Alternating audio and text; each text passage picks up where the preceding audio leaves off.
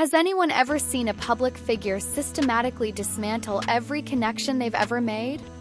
That's precisely the spectacle unfolding with Meghan Markle right now, playing out like a gripping, real-life drama where she's no longer steering the plot. The BET Awards, usually a hub of polite applause and pre-approved tributes, unexpectedly became the stage for a very public reckoning. And who led the charge? Tyler Perry. Yes, that Tyler Perry, the one who famously provided Meghan and Harry a sprawling mansion, a private jet, and critical security when they first landed in America after stepping back from royal duties. Perry, on stage, delivering what was supposed to be a standard, respectful homage, suddenly deviated from his script. He uttered words that cut through the room. "You can't build a palace on unpaid bills." The atmosphere immediately shifted, a collective intake of breath. No names were explicitly mentioned, yet the implication hung heavy in the air, undeniable. Everyone understood. Gasps rippled through the audience and social media erupted. It was as if Hollywood, in that sharp, unvarnished moment, collectively decided enough was enough. This wasn't minor gossip or a subtle slight. This was the public shattering of a carefully constructed illusion. Perry, once her staunchest and most generous ally, wasn't just making a casual dig. He was drawing a definitive line. Years of steadfast backing, lavish provisions, personal protection, and, whispers suggest, not a single cent ever reimbursed. This transcended mere generosity. It became a public statement about being taken advantage of. The world watched as he rescinded his support. Then came another astonishing development from an unexpected corner: Oprah. The media titan went utterly silent. No calls, no texts, no public declarations. The very icon who hosted Meghan's bombshell interview in 2021 has, according to insiders close to Harpo Productions, completely cut ties. Meghan has plunged from a global headliner to, by Hollywood metrics, a persona non grata. Consider the sheer audacity of this shift. Meghan once commanded the spotlight, possessing enormous public goodwill, a royal title, and an entire media machine seemingly eager to champion her narrative. Now, elite PR agencies like WME, CAA, and UTA, firms that would typically be fiercely competing to represent a royal, are reportedly giving her a wide berth. The reason? She's become too polarizing, too embroiled in controversy, too much baggage. Behind closed doors, they've even coined the phrase Markle risk factor. It sounds like a financial warning, doesn't it? But it underscores the serious calculations these top-tier firms are making. Every venture she touches, it seems, either faces cancellation, collapses spectacularly, or ends in a storm of reputational damage. Call that eye-watering $100 million deal Netflix reportedly handed her? Colossal sum. What materialized from it? Pearl, an animated project, was scrapped before it even launched. Live to Lead barely made a ripple. And the Harry and Meghan docuseries? Rolling Stone famously derided it as goop meets suits with none of the charm. It lacked substance, felt self-serving, and delivered little of genuine impact. Beneath the polished exterior, her supposed empire is reportedly crumbling under intense scrutiny. Financial watchdogs are taking notice. Multiple U.S. institutions have allegedly flagged suspicious activities linked to her Archewell Foundation. Banks are reportedly scrutinizing inflated consulting fees, inexplicable delays in reimbursements, and puzzling expense patterns. One banking executive, speaking anonymously to Forbes, bluntly observed that Meghan is brand rich but cash poor. In essence, she projects an image of wealth, but her financial stability appears to rest on anticipated successes that consistently fail to materialize. Her 2024 tax filings did nothing to improve the optics. Archewell reported nearly $3 million in administrative expenses with almost no discernible content output that year. Legal analysts are openly questioning whether some of these expenditures truly qualify as legitimate nonprofit spending. Personal stylists, luxury travel, media consultants with ambiguous roles. It screams, "Audit me." This isn't merely a poor look, it's a monumental warning sign. Then came the Spotify debacle. That reported $20 million podcast agreement was envisioned as a cornerstone of Meghan's new media reign. Instead, it imploded after just a dozen episodes.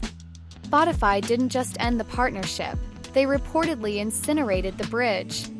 One executive publicly branded her and Harry as King grifters. According to internal staff, Spotify grew exasperated. Meghan had allegedly overpromised on content, then routinely deflected blame when targets weren't met. Her most recent attempt at a comeback, a podcast teaser called Confessions of a Female Founder, was meant to be her triumphant return. Even that faltered. It barely registered on trending charts, and early focus groups reportedly dismissed it as self-important and muddled. The spark is gone. The buzz has vanished. The momentum has flatlined. Not in podcasts, not in television, not in publishing. Her once hyped personal brand now feels like a disastrous investment no one wants to admit making. In a town where loyalty is the ultimate currency, Meghan's credit has reportedly run dry. Tyler Perry wasn't the only one sending a clear message that night. Hollywood as an entity appears to be speaking with a unified voice. Enough! For someone who once commanded global attention with a single headline, Meghan Markle is discovering just how swiftly the industry can pivot. Invitations have dried up. Press interest is barely a whisper. She didn't even make the exclusive Vanity Fair Oscar party guest list this year. That's no accident. According to insiders, event organizers are exhausted by her entourage's excessive demands and last-minute power plays. Private entrances, blanket press blackouts, guaranteed spotlight time. She sought the royal treatment without the requisite royal deference. And it extends beyond red carpets. Her team's overtures to major studios and streaming platforms are reportedly met with silence. No green lights. No deals. Not even preliminary meetings.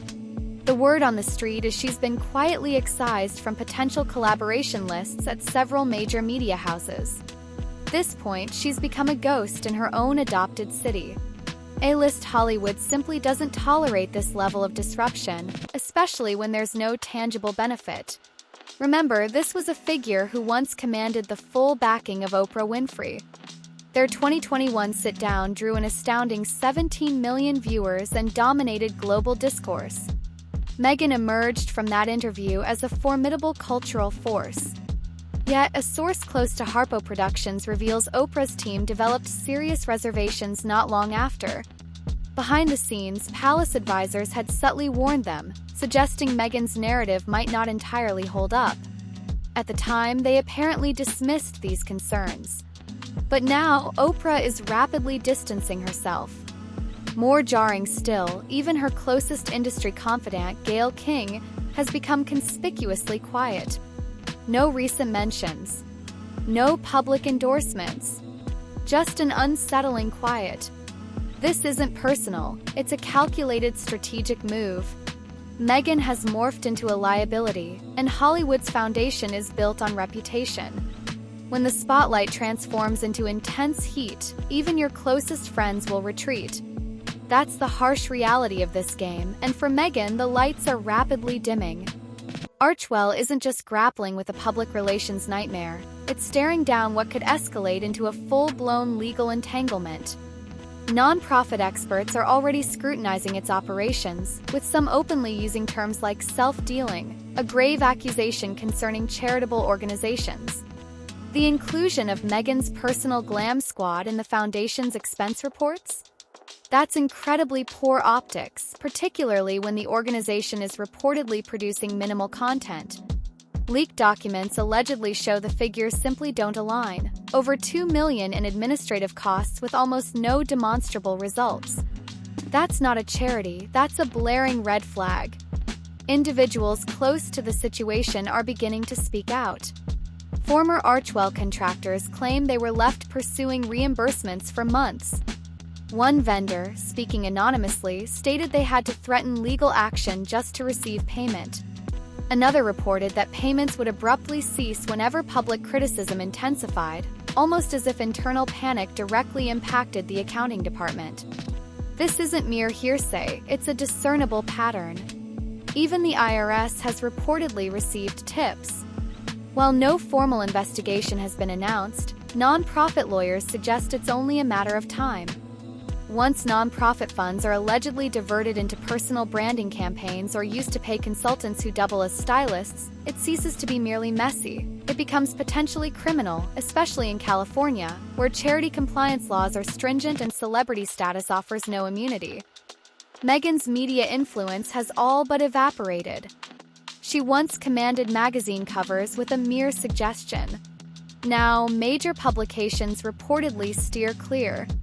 Page 6 reported that People magazine, once a Meghan-friendly outlet, quietly canceled a planned profile after internal resistance. The issue was deemed too polarizing. Editors were unwilling to alienate readers or advertisers. That's how dramatically the pendulum has swung. Behind closed doors, her own team is reportedly fracturing. Staff turnover is high, morale is plummeting, and leaks are constant. Her PR firm is no longer managing crises, they're perpetually engaged in damage control. And the true damage isn't just financial, it's reputational. Meghan is no longer perceived as the misjudged outsider challenging the monarchy. She's increasingly viewed as someone who manipulated narratives, consistently overpromised, and significantly underdelivered. Even her marriage to Prince Harry, once her ultimate public relations shield, is no longer generating goodwill. Every joint appearance is now meticulously analyzed for awkwardness, with body language experts building careers dissecting their interactions. The public isn't cheering for them as before. They're watching, waiting, predicting the inevitable decline. Netflix, which once invested a colossal $100 million in their ventures, is also scaling back. Budgets have been slashed, creative autonomy has been curtailed, and there's talk that Meghan no longer holds final approval on upcoming projects. One executive reportedly told Deadline, "We expected the crown. We got a daytime blog with royal undertones." Internally, the message is stark. This isn't prestige content, it's damage control disguised as storytelling. And then there's the paper trail. Banks like Wells Fargo and First Republic have reportedly flagged unusual financial movements from her business accounts. Consultants receiving payments before employees, substantial sums disbursed without clear deliverables, delayed payments, rushed filings. On paper, she remains affluent. In practice, she might be operating on fumes. Despite the relentless pressure, glimmers suggest Meghan isn't entirely out of contention. Her latest lifestyle brand, As Ever, recently debuted and swiftly sold through its initial offerings, hinting at a dedicated audience still willing to engage. There are even whispers of a potential second season for her Netflix program, with Love, Meghan reportedly focusing on culinary arts and gardening. This indicates a desperate pivot, an attempt to carve out a less contentious niche where her brand might yet resonate, perhaps at the cost of a significantly reduced budget and diminished creative control from Netflix. However, these fleeting successes are overshadowed by the sheer magnitude of her ongoing public relations challenges. Reports consistently point to continuous upheaval within her communications team, with multiple staffers making swift exits. While her representatives attribute this to a strategic shift towards specialized agency support for enhanced global reach and faster responsiveness, the persistent turnover strongly suggests deeper internal discord.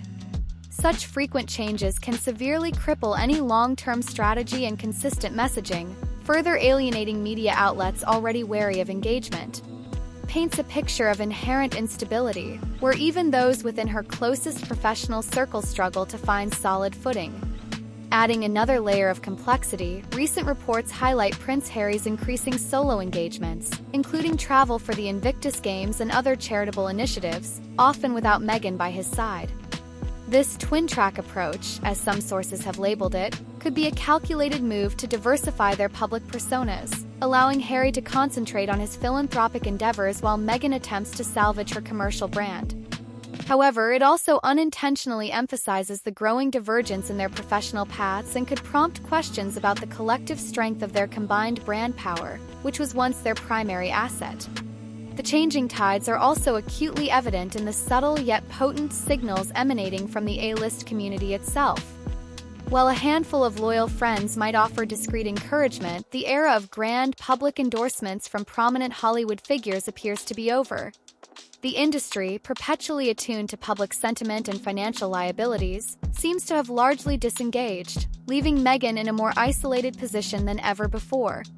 This quiet yet effective blacklisting speaks volumes, conveying far more than any official statement ever could. Ultimately, the cautionary saga of Meghan Markle in the heart of Hollywood is still unfolding. Path to redemption, if indeed one exists, promises to be exceptionally demanding. It will necessitate a level of humility, unwavering consistency, and authentic connection that has, for various complex reasons, eluded her in recent years. The industry's unforgiving nature dictates that once trust and credibility are squandered, the task of rebuilding them becomes an arduous uphill climb, especially when every misstep is mercilessly magnified under the unforgiving glare of the public eye.